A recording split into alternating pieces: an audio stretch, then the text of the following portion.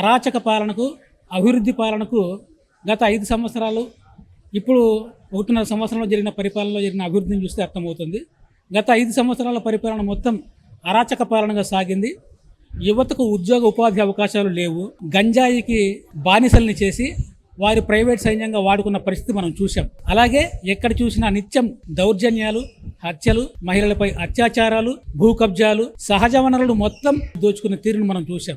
ఎక్కడ ప్రజాపయోగ కార్యక్రమాలు కానీ, ప్రజలకు సంబంధించిన ఎలాంటి చట్టాలను కానీ రూపొందించినటువంటి గత ప్రభుత్వం ఈ 1.5 సంవత్సరాల పరిపాలనలో జరుగుతున్న అభివృద్ధిని చూసి ఓర్చుకోలేక నిత్యం ఏదో ఒక అంశం మీద రాజకీయ రంగు పులమడానికి, వీటిని అసలు సమస్యల్ని పక్కదారి పట్టించి ప్రజలను అభివృద్ధి గురించి ఆలోచించనీయకుండా చేయడానికి కులాల మధ్య చిచ్చుపెట్టి సమస్యల్ని పక్కదారి పట్టిస్తూ రావణ కష్టంగా చేస్తున్నటువంటి పరిస్థితి మనం చూస్తున్నాం.